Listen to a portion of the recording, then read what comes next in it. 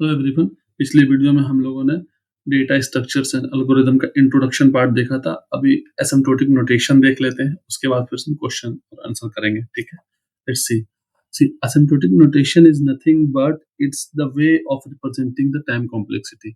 जब हमको time complexity उसका मेजर करना हो एक प्रोग्राम का without running the program inside the machine, तो हम एसिम्प्टोटिक नोटेशन का यूज करते हैं। ठीक है, और कह सकते हो कि describing the efficiency of an algorithm. ठीक है ना, describing the efficiency of algorithm asymptotic notation use होता है।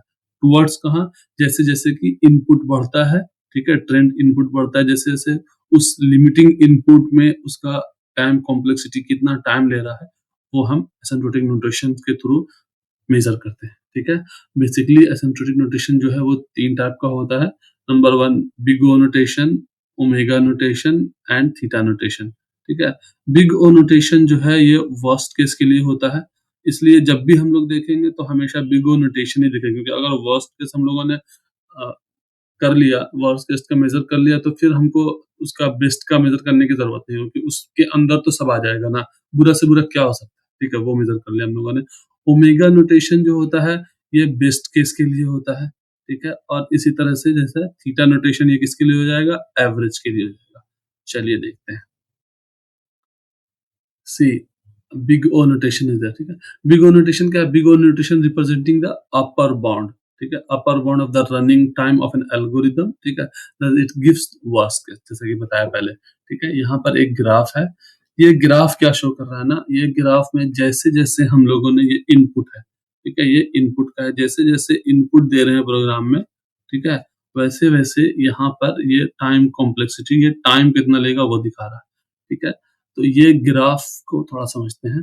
ये ग्राफ में मेरे पास में दो फंक्शन है, एक है एफ एन, ठीक है, और एक है सी। सी जो है वो एक कांस्टेंट है, सी ऑफ जी एन। ठीक है, इसका जो रिलेशन है वो कैसा होता है कि एफ एन जो है फॉर बिग ओ फंक्शन के लिए हमेशा क्या होगा, लेस देन और equal to C of G N होगा। ठीक है, और इसमें जो एन है वो हमेशा ग्रेटर देन होगा एन नॉट, यानी कि एक स्पेसिफिक इनपुट के बाद जो हमारा इनपुट होगा। ठीक है, एक स्पेसिफिक इनपुट, ये हमारा क्या है, एक स्पेसिफिक इनपुट है, ये उसके बाद आने वाला सारा इनपुट। ठीक है, चलिए, और जो सी है ये एक कांस्टेंट है, ये भी हमेशा ग्रेटर देन जीरो हो जाएगा। यहाँ से हमारा एक कंक्लूडिंग स्टेटमेंट निकल के आता है। क्या है वो कंक्लूडिंग स्टेटमेंट की एफ एन जो है वो is equal to C of G N के बराबर होगा, जो कि हमने यहाँ नीचे में लिख रखा है। ठीक है, चलिए अभी एक एग्जांपल के थ्रू इसको समझते हैं। चलिए लेट्स सी कि हमारा एफ एन जो है वो F N is equal to, मान लेते हैं कि 4n square, okay, and plus n है। तो अभी पुट करते हैं क्या है, F N is equal to, क्या जानते हैं हम लोग, F N is equal to less than equal to C of G N. ठीक है, तो सी ऑफ जी एन है, तो एफ एन मेरा क्या है, एफ एन जो है वो 4n square plus N less than equal to C of G. यहाँ पर हम चाहे तो एन रख सकते हैं, ठीक है, या वन रख सकते हैं, या कुछ भी रख सकते हैं, लेकिन हमेशा इस टर्म में हम कौन सा बॉन्ड यूज कर रहे हैं, अपर बॉन्ड। तो अपर बॉन्ड ज्यादा से ज्यादा क्या हो सकता है, ये क्वाड्रेटिक हो सकता है, तो हम यहाँ पे क्या ले लेंगे, एन स्क्वायर। ठीक है, अपर बॉन्ड ले रहे हैं हम इसका, ये जो मैक्सिमम जो हो सकता है वही वाला लेते हैं। चलिए ठीक है, तो क्या हो जाएगा, 4n square plus n less than equal to C, हम अपने तरफ से मान लेते हैं कि उससे कम तो नहीं होना चाहिए, वो क्या है, 5 मान लेते हैं सी को, 5 ऑफ n स्क्वायर। ठीक है, लेट्स सी, तो क्या बचेगा, n is less than equal to, उधर जाके मैंने माइनस किया तो क्या बचा, n स्क्वायर। तो क्या हो जाएगा, n is greater than equal to 1 by dividing n both side। ठीक है, डिवाइड कर रहा हूं मैं n को both side। ठीक है, तो क्या आ गया, ये n is greater than equal to 1 for all the specific। तो प्रूफ हो गया मेरा, जो मैं ये कह रहा था ये प्रूफ हो गया। ठीक है, n is greater than n not, यहाँ पर n नॉट का वैल्यू क्या है, this is nothing but the n not. ठीक है, ये क्या हो जाएगा मेरा, n नॉट हो जाएगा। तो इस फंक्शन को क्या कहेंगे, F N is equal to क्या हो गया मेरा, big O of N square, ठीक है, ये आ गया। सबसे यहाँ ज्यादा जरूरी बात क्या है कि ये जो है ये कंक्लूडिंग स्टेटमेंट है आफ्टर किसके, आफ्टर दिस वन, मतलब for big O F N should be less than equal to C of G N, ठीक है, ये होना चाहिए, जहां C is always greater than equal to zero. C क्या है, एक कांस्टेंट है, एंड देन वेयर इनपुट, ठीक है, input is always greater than equal to a specific input, जो कि हमेशा ये भी ग्रेटर देन जीरो होना चाहिए, ठीक है। और मेरा तब उसके बाद एक कंक्लूडिंग स्टेटमेंट निकल के आएगा, कि कंक्लूडिंग स्टेटमेंट क्या निकल के आएगा, कंक्लूडिंग स्टेटमेंट कि हमारा F N is equal to C of G N हो जाए, ठीक है। और इसमें क्या हम लेते हैं, हमेशा अपर बाउंड को लेते हैं कि मैक्सिमम से मैक्सिमम क्या हो सकता है वर्स्ट केस के लिए, ठीक है। जब भी हम ये देखेंगे, ये वाला बिग ओ नोटेशन जब भी देखेंगे तो हम वर्स्ट केस का देखेंगे, ठीक है। चलिए दूसरा देखते हैं इसमें, ये वाला big O give the upper bound of a function, ठीक है। अब दूसरा होता है omega notation. Omega notation, yes, omega notation किसके लिए यूज होता है, बेस्ट केस के लिए यूज होता है हमेशा, ठीक है। ये हमको लोअर बाउंड देता है, कौन सा बाउंड देता है, लोअर बाउंड की, इससे कम तो फंक्शन को टाइम नहीं लगेगा रन करने में, ठीक है। और यहाँ पर हम टाइम कैलकुलेट कर रहे हैं without running the function inside the machine, ठीक है। चलिए इसका भी एक ग्राफ देखते हैं, C F N, okay, and C of G N, वहां पर अपर था, यहाँ पर लोअर है, तो क्या हो जाएगा मेरा एक, ये रहा फिर कंक्लूडिंग स्टेटमेंट क्या है, F N is equal to omega of G N, ठीक है। तो यहाँ पर भी समझते हैं वैसे क्या हो जाएगा मेरा, यहाँ पर इस फंक्शन के लिए हो जाएगा F N is equal to, F N is equal to, वहां पर क्या था, लेस देन इक्वल टू था, लेकिन यहाँ पे क्या हो जाएगा, greater than equal to C of G N, where N is greater than equal to N naught, input है ये, ठीक है, this is all input, and where C जो है एक कांस्टेंट, वो ग्रेटर देन इक्वल टू हमेशा क्या हो जाएगा, जीरो। तो फिर यहां से हम एक कंक्लूडिंग स्टेटमेंट बोल सकते हैं, वो क्या हो जाएगा, F N is equal to omega of G of N, ठीक है। चलिए इसको भी एग्जांपल के थ्रू लेते हैं, तो एक एग्जांपल ले लेते हैं हम लोग, ठीक है। एग्जांपल क्या हो जाएगा मेरा, ले लेते हैं F N is equal to, same example लेते हैं, F N is equal to क्या हो गया, four N square plus of N, ठीक है। तो F N is equal to क्या था, F N is equal to greater than equal to C of G N, ठीक है। तो यहाँ पे क्या है, four N square plus N greater than equal to C of G of N square, क्यों एन स्क्वायर, क्योंकि यहाँ पर जो हमने लिया तो वही लेते हैं जो मैक्सिमम हो, ठीक है। तो यहाँ पर मतलब सबसे ज्यादा जो बेस्ट केस हो सकता है वो क्या हो सकता है कि ये जस्ट इसके पास में ही है, एफ एन जो है ये भी क्वाड्रेटिक है, और मेरा सी ऑफ जी एन जो है दूसरा फंक्शन जो कंपेयरिंग फंक्शन है वो भी क्वाड्रेटिक है, ठीक है। वहां पर हम क्या सबसे ज्यादा से ज्यादा ले रहे थे, यहाँ पे क्या है सबसे कम, मतलब इतना तो उस रेंज में जो सबसे ज्यादा आएगा वो ले रहे थे, ठीक है। अब हम इसको करते हैं, क्या हो जाएगा, four N square plus N greater than equal to, C का वैल्यू पुट कर लेते हैं, सी कितना हो सकता है कम से कम, सी मान लेते हैं हम फोर एन स्क्वायर हो सकता है, ठीक है, ऑलमोस्ट इक्वल। तो क्या हो जाएगा, N greater than equal to क्या आ गया, जीरो, ठीक है। और ये एन, ये जीरो क्या है, ये एन नॉट है, ठीक है। तो इसको हम कैसे लिख सकते हैं कि हमारा जो फंक्शन एफ एन आया, ठीक है, वो जो एफ एन फंक्शन आया वो क्या हो गया, ओमेगा ऑफ वन का आ गया, मतलब ये कांस्टेंट क्या हो गया, ये कांस्टेंट हो गया, ठीक है। ये कांस्टेंट का होता है, जैसे कि हम किसी का इंडेक्सिंग करते हैं, ठीक है, इंडेक्स एक एरे है, उसमें उस इंडेक्स के थ्रू हम उसको रिट्रीव कर रहे हैं डेटा, तो वहां पर कांस्टेंट आता है, ठीक है, वो आगे देखेंगे हम। चलिए अब तीसरा आता है थीटा नोटेशन। तो थीटा नोटेशन क्या है, लोअर बाउंड तो बताया था मैंने। थीटा नोटेशन क्या है? Theta notation is nothing but the average case. तो जाहिर सी बात है एवरेज होगा तो हम इसमें क्या देखेंगे? अपर बाउंड भी देखेंगे एंड लोअर बाउंड भी देखेंगे। Time complexity of upper bound यहाँ पर मेरा एक हो जाएगा C2 of Gn and C1 of Gn, ठीक है, दोनों हो जाएगा। चलिए, और ये रहा मेरा, फिर उसको हम क्या लिख सकते हैं? Fn is nothing but the equal to theta of Gn, ठीक है। चलिए इसका एग्जांपल देखते हैं।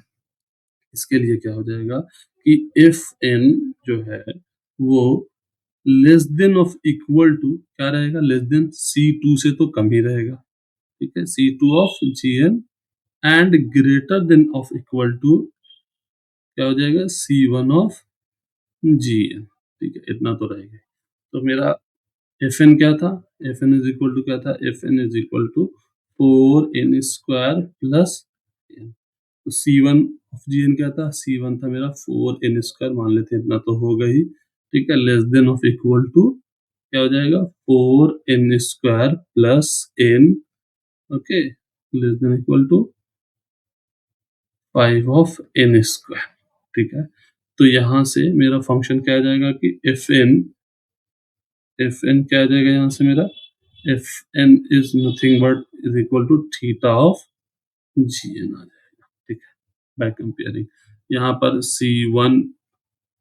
C1 एंड C2 क्या हो जाएगा? ये ग्रेटर देन इक्वल टू 0 हो जाएगा and n is also greater than equal to n not हो जाएगा, ठीक है। चलिए, और ये क्या है? ये एक स्पेसिफिक इनपुट है, ठीक है ना, ये एक स्पेसिफिक इनपुट है। चलिए अब हम आगे देखते हैं।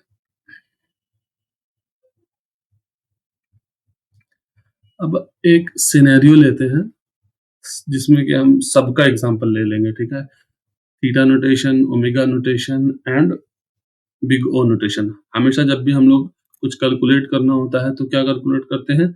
हमेशा बिग ओ नोटेशन ही कैलकुलेट करते हैं। क्यों? क्योंकि जब हमने वर्स्ट केस के लिए ले ही लिया तो बेस्ट तो उसमें इंक्लूड हो ही गया ना, ठीक है। जैसे कि मान लेता हूँ मेरे पास में एक कॉपी है, किसी फ्रेंड का कॉपी मेरे पास में आया, तो जनरली कॉपी में जो हम लोगों का नोट्स होता है उसमें इंडेक्सिंग तो होता नहीं है, तो इंडेक्सिंग है नहीं उसमें, ठीक है। और वो नोट्स जो है कॉपी वो कंप्लीटली भरा हुआ है, ठीक है। अब मुझे मान लिया कोई एक चैप्टर मुझे पढ़ना है या कोई एक टॉपिक या कोई एक हेडिंग मुझे खोजना है, ठीक है। लेट्स सी कि एक हेडिंग है जिसको मुझे खोजना है। तो अब उस हेडिंग को खोजने के लिए, ठीक है, मान लिया कि वो हेडिंग वर्स्ट केस में क्या हो सकता है कि मैंने सारा पन्ना पलट दिया, ठीक है। वर्स्ट केस में मुझे वो हेडिंग यहाँ एट द एंड मिला या फिर नहीं मिला, कह सकते हैं, ठीक है, या मिला ही नहीं, उस कॉपी में था ही नहीं, उसके बाद दूसरा कॉपी है वो उसमें है, ठीक है। तो वर्स्ट केस में क्या हो गया कि वो मुझे मिला ही नहीं या फिर एट द एंड मिला। तो ये जो मैंने किया ये कैसे किया? लीनियरली 1 बाय 1 किया, ठीक है। एन मतलब हर एक के लिए बार-बार सर्च किया। अब दूसरा एक एवरेज केस क्या हो सकता है कि मैंने वो कॉपी पहले भी देख रखा है, तो मुझे पता है कि शायद यहाँ पर अगर इतना दूर में नहीं आया, तो शायद वो यहाँ से यहाँ तो आएगा ही नहीं, तो मैं डायरेक्ट यहाँ सर्च करूँगा, फिर मैं डायरेक्ट यहाँ सर्च करूँगा, मतलब मैं सम पार्ट को स्किप करते रहा हूँ, ठीक है। तो ये क्या आ जाएगा? ये ओमेगा नोटेशंस में आ जाएगा, मतलब ये एवरेज केस में आ जाएगा, यानी कि कुछ मैंने स्किप किया और कुछ मैंने ये किया, ठीक है, कुछ मैंने सर्च किया। अच्छा, एक और क्या पॉसिबिलिटी है कि वो मैंने कभी देखा नहीं था उसका नोट्स, मैंने बस उसका नोट्स को सर्च किया और उसका नोट्स में जो मुझे हेडिंग चाहिए था वो एट फर्स्ट मिल गया मुझे, बिल्कुल फर्स्ट पेज पे ही मिल गया, ठीक है। तो ये मेरा बेस्ट केस हो गया। तो ये एक एग्जांपल है जिससे कि हम रियल टाइम एग्जांपल जिससे कि हम कोरिलेट कर सकते हैं। हमेशा जैसे हम बात करें बिग ओ का, ठीक है, हमेशा याद रखिएगा जब भी बिग ओ का बात होगा तो अपर अपर बाउंड हो जाएगा। अपर बाउंड का क्या मतलब है कि भाई इससे ज्यादा तो नहीं होना है। अगर हम बात करेंगे ओमेगा का, तो ओमेगा का क्या मतलब है कि बेस्ट केस हो जाएगा या बेस्ट हो जाएगा, यानी कि लोअर बाउंड हो जाएगा, यानी कि इससे कम तो नहीं होना है, ठीक है। लेट्स सी यहाँ पर, और हम बात करेंगे थीटा का, तो मेरा क्या दे देगा? एवरेज दे देगा, यानी कि इन बिटवीन कहीं पर, ठीक है। और हमेशा हम किससे करते हैं? बिगो से करते हैं, क्योंकि अगर वर्स्ट ले लिया तो बेस्ट तो उसमें इंक्लूडेड हो ही गया। चलिए कुछ एग्जांपल देखते हैं। सी, मेरे पास में फाइल है, ठीक है। फाइल का size it doesn't depend in initially, ठीक है। फाइल है मेरे पास में, मुझे उस फाइल को लेट्स से कि मैं दिल्ली में हूँ, मुझे बैंगलोर में उस फाइल को भेजना है, ठीक है। मान लिया कि जब मेरे पास में कुछ टीबी का फाइल है, ठीक है? ये फाइल साइज़ है। टीबी का मेरे पास में कुछ टीबी का फाइल है, तो मैं उसको भेजना चाह रहा हूँ। तो इनिशियली अगर मेरे पास में वो फाइल ऑलमोस्ट 5 टीबी का है, तो मिनिमम मान लेते हैं 5 टीबी का, तो मिनिमम 40 मिनट्स लग जाएगा, ठीक है? आधा घंटा 40 मिनट्स लगेगा, ठीक है?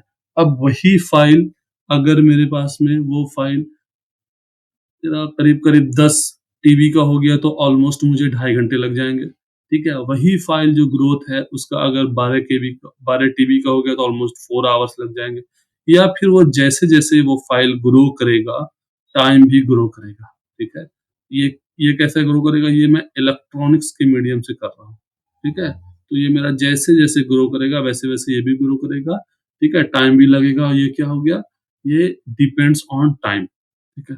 ग्रो करता जाएगा। जैसे-जैसे फाइल का साइज़ बढ़ेगा, मेरा वो टाइम बढ़ता जाएगा। बट एक और भी है क्या, कि मैंने मान लिया कि फाइल भेजना है, अब वो मेरा फाइल जो है एक फिज़िकल मशीन में स्टोर्ड है। अभी हम उसको सेंड नहीं कर रहे हैं सॉफ्टवेयर के थ्रू या इंटरनेट के थ्रू। अभी एक फिज़िकल मशीन में स्टोर्ड है। अगर मेरे पास में मेरा फाइल का साइज़ 12 टीबी भी है, तो उसको भेजने के लिए मुझे ऑलमोस्ट मान लीजिए 8 आवर्स लगता है, ठीक है? 8 आवर्स लगता है। या फिर ऑलमोस्ट मान लीजिए कि 2 आवर्स लगता है फ्रॉम दिल्ली टू बैंगलोर, ठीक है? अब अगर उस फाइल का साइज़ मैंने ग्रो कर दिया, ठीक है? Then it will not depend on size, because C कितना भी साइज़ होगा एरोप्लेन कैरी कर लेगा वहाँ पर, ठीक है? 1 टीबी का जनरली मशीन जो होता है वो ऑलमोस्ट 500 ग्राम का ही होता है, ठीक है? और इसी वेट में आप कई टीबी का भी फाइल बना सकते हैं, ठीक है? तो कहने का मतलब है कि यहाँ पर जब हम फिजिकल ट्रांसफर कर रहे थे, ठीक है? जब हम फिजिकल ट्रांसफर कर रहे थे, तो मेरा जो टाइम है, इनिशियली वो बहुत था, लेकिन वो डिपेंडेंट नहीं था किस पर? फाइल के साइज़ पर। बट मेरा जो इलेक्ट्रॉनिक्स ट्रांसफर था, इंटरनेट के थ्रू जो ट्रांसफर था, उसपे वो जैसे-जैसे फाइल ग्रो कर रहा था, ठीक है? वैसे-वैसे टाइम भी ग्रो कर रहा था, ठीक है? चलिए, अब इसका हम थोड़ा एग्ज़ाम्पल देख लेते हैं कि मेरे पास में कितना तरह का टाइम कॉम्प्लेक्सिटी होता है। Let's see some example of time complexity. First one क्या हो जाएगा? Constant time complexity. Constant time complexity को कैसे देख सकते हैं? लाइक एक अरे मैंने ले लिया, ठीक है? ARR का, उसमें मैंने वैल्यू प्रिंट करा, वैल्यू स्टोर कर दिया 1, 2, 3, 4, ठीक है? 5, 6, 7, ठीक है? वैल्यू मैंने स्टोर कर दिया। अब इसके वैल्यू को हम रिट्रीव कर रहे हैं, ठीक है? लाइक मैंने कहा कि प्रिंट, ठीक है? ARR ऑफ 0, तो ये जो प्रिंट करके देगा, ये जो वैल्यू देगा, ये क्या किस टाइम में देगा? ये कांस्टेंट टाइम लेगा, ठीक है? कांस्टेंट लेगा। कांस्टेंट का क्या मतलब होता है कि it takes constant time to access the result, ठीक है? It will take constant time to access the result, ठीक है? चलिए, अब हम इसी का लीनियर देख लेते हैं। लीनियर का क्या हो जाएगा, कि मैंने एक फॉर लूप लगा दिया, ठीक है? फॉर आई इन, ठीक है? रेंज, मैं कहाँ रेंज दे रहा हूँ कि लेंथ ऑफ, ठीक है? ARR, ठीक है? मैंने लगा दिया है। अब मैं कह रहा हूँ कि प्रिंट, ठीक है? प्रिंट क्या करना है? ARR of I. तो जो ये प्रिंट करेगा, ये कैसा प्रिंट करेगा? पूरा का पूरा एरे मुझे प्रिंट करके दे देगा, ठीक है? From starting till the end. तो ये जो पूरा एरे प्रिंट करके देगा, तो लेकिन ये 1 बाय 1 जाएगा उसमें, लाइक फॉर 1 के लिए 1 गया, और आई का वैल्यू 1 के लिए ये क्या जाएगा? 2 जाएगा, फॉर आई का वैल्यू 0, ठीक है? जब आई का वैल्यू जो है वो 0 हुआ, तो यहाँ पे क्या है? आई का वैल्यू जो है 1 हो गया, ठीक है? 3 यहाँ पे क्या हो गया? आई का वैल्यू जो है वो 2 हो गया। तो इस तरह से ये पूरा टिल द एंड ये एरे प्रिंट करा के दे देगा। तो इसमें देखने की क्या बात है कि ये 1 बाय 1 जाएगा। तो ये जो 1 बाय 1 जाने का है ना, इसी को क्या कहते हैं? लीनियर टाइम कॉम्प्लेक्सिटी, ठीक है? Let's C logarithmic time complexity. Logarithmic time complexity के लिए क्या हो जाएगा? मान लिया मैंने कि फॉर आई इन रेंज, ठीक है? क्या फ्रॉम 0 से स्टार्ट कीजिए and till length of ARR by skipping 3 values, ठीक है? And printing the values, print ARR of I. तो यहाँ पर ये क्या करेगा ना, ये स्टार्ट करेगा 0 से till the length of array and skipping 3 points. Like मेरे पास में जो अभी प्रिंट होगा एरे, वो पूरा होल नहीं प्रिंट होगा। लाइक फॉर 0 के लिए 1 प्रिंट हो गया, ठीक है? फिर फॉर स्कीपिंग 3 और मेरा 4 के लिए प्रिंट हो जाएगा क्या 3, फिर मेरे इसके लिए प्रिंट क्या हो जाएगा 5, फिर मेरा 3 और स्किप करेगा तो 7 के लिए क्या प्रिंट हो जाएगा लेट्स से 6, ठीक है। तो ये बाय स्कीपिंग सम वैल्यू जो है वो स्किप कर रहा है। तो जो ये स्कीपिंग है तो ये जो ग्रो करेगा ये एज आउटपुट कैसे देगा, इनपुट कैसे ले रहा है ये, ठीक है, ये इनपुट कैसे ले रहा है लॉगरिथमिक टर्म में ले रहा है, लॉगरिथमिक टर्म में ग्रो करेगा, ठीक है। Okay, let's see quadratic one. Quadratic में क्या होता है कि मान लिया मैंने एक 4i, ठीक है, इन रेंज मैंने मान लिया कि for i in range like मैंने मान लिया 10, ठीक है।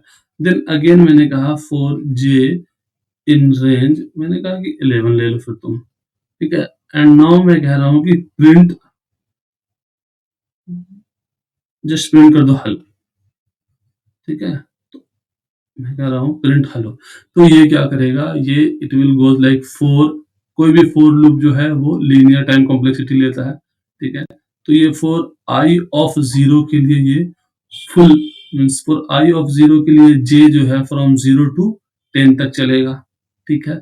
Then for I of one के लिए भी जे का वैल्यू कहाँ से चलेगा, जे का वैल्यू जो है फ्रॉम लाइक 0 to 10 तक फिर चलेगा, ठीक है।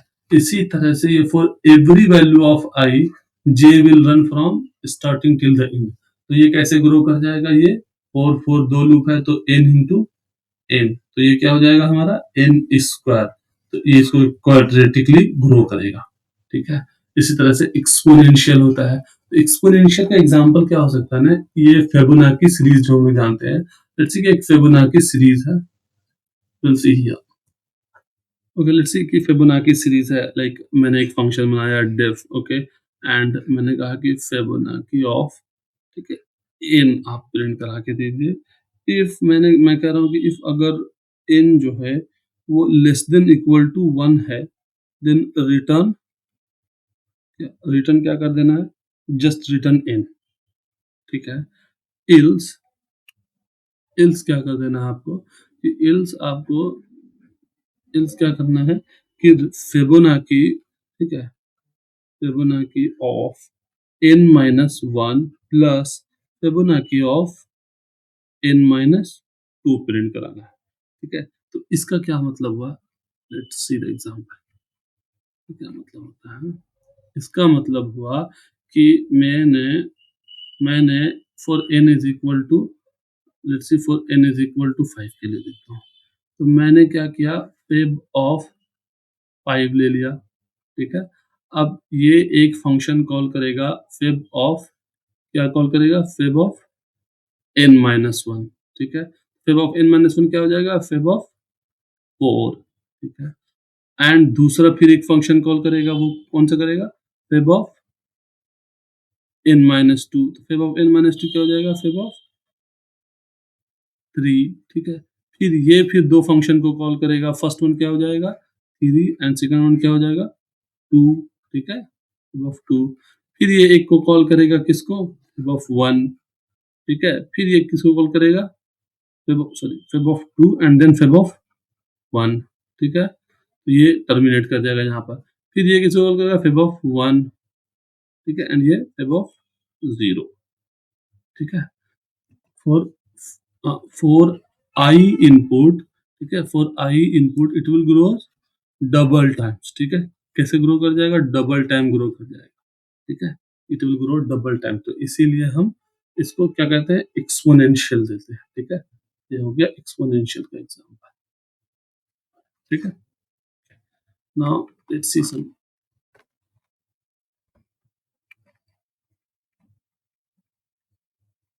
okay, let's see here. One chart is there for big O time complexity. If you have like the time complexity of, like, if time complexity of linear, then it's okay. Or if time complexity of log n or constant, तो ठीक है. Otherwise, it is not acceptable. Why? Because you can see like for the input कैसे grow कर रहा है ये time complexity.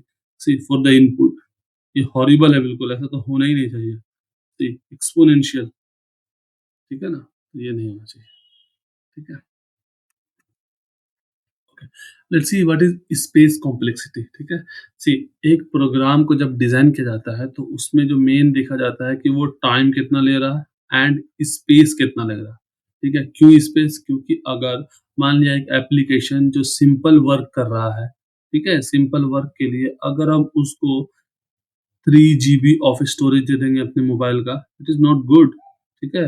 ये अच्छा नहीं है कि मैंने उसे 3 GB ऑफ स्टोरेज दे दिया या मोर देन 3 GB दे दिया, ठीक है। तो वो sufficient means very very means जैसा प्रोग्राम है, ठीक है, for complexity is okay to give more space, but जितना मिनिमम से मिनिमम स्पेस वो लेगा उतना अच्छा है प्रोग्राम के लिए, ठीक है। और स्पेस कॉम्प्लेक्सिटी कैसे डिफाइन करते हैं? Space complexity is a measure of amount of working storage and algorithm needs, ठीक है। जितना भी स्टोरेज लेता है एक एल्गोरिदम वर्क करने के लिए, उसी को हम स्पेस कहते हैं, स्पेस कॉम्प्लेक्सिटी, ठीक है। स्पेस कॉम्प्लेक्सिटी में भी दो तरह का स्पेस होता है, एक होता है ऑक्सिलरी स्पेस एंड एक होता है इनपुट स्पेस, ठीक है। Auxiliary space is nothing, is not a space complexity. क्या है auxiliary space? Is a space of temporary space, ठीक है, used by algorithm during the execution, उसी को हम ऑक्सिलरी स्पेस कहते हैं। तो स्पेस कॉम्प्लेक्सिटी क्या है? Is the association of auxiliary space and input space, ठीक है। Let's see some example here.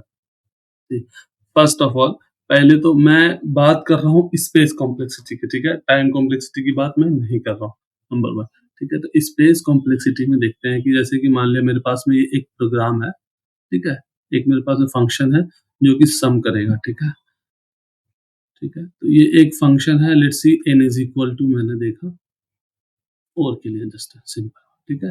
तो हम कर रहे हैं सम ऑफ 4, तो ये रिटर्न क्या करेगा? सी, यहाँ पर मेरा एक टर्मिनेटिंग कह सकते हैं या फिर एक कंडीशन दिया हुआ है कि if n is equal to, n जो है वो लेस देन इक्वल टू 0 हो तो रिटर्न कर दो 0, अदरवाइज क्या करो, फंक्शन क्या रिटर्न करेगा? What ever the n value, like मैंने 4 लिया है, 4 प्लस सम, ठीक है।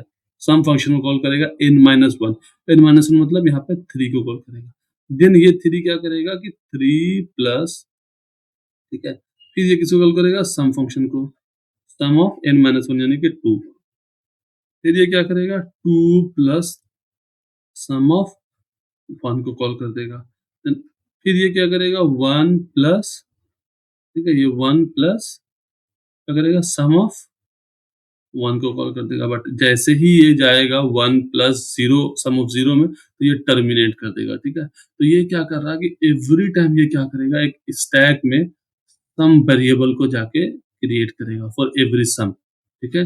ये एवरी सम के लिए स्टैक में 1 2 3 ये करता ही जाएगा, ठीक है, one by one, for one value, for n is equal to 1 के लिए करेगा, for n is equal to, means for n is equal to n के लिए ये क्या करेगा? स्टैक में वैल्यू क्रिएट करेगा या स्टैक में स्पेस क्रिएट करेगा, ठीक है। तो ये कैसा स्पेस कॉम्प्लेक्सिटी ले रहा है? ये लीनियर स्पेस ले रहा है, ठीक है ना। इसका स्पेस कॉम्प्लेक्सिटी क्या हो गया? लीनियर हो गया। क्यों? फॉर एवरी टाइम के लिए ये क्या करेगा? हमेशा एक स्पेस लेगा, फॉर एक वेरिएबल क्रिएट करेगा सम नाम का। जब जब ये कॉल होगा फंक्शन, जब जब ये कॉल करेगा, ठीक है, when it will call, it will create a variable called sum in the stack for every n values, ठीक है, कह सकते हैं। Let's see another example.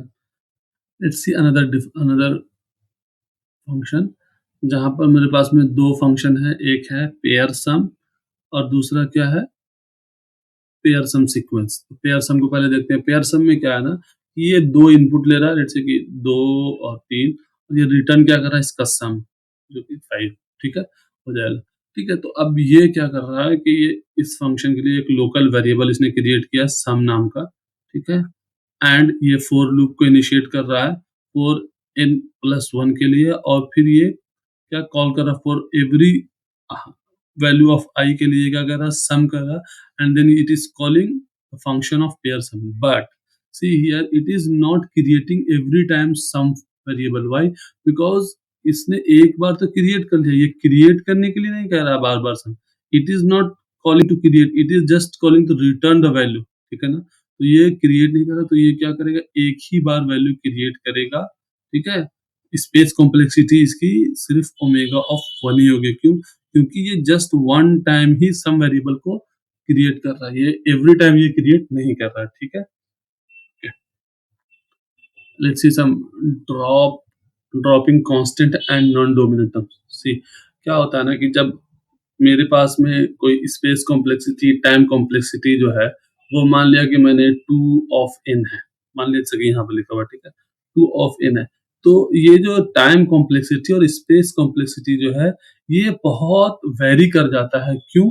क्योंकि जो मेरा जो मशीन है, every machine is means like has some different architecture, ठीक है ना?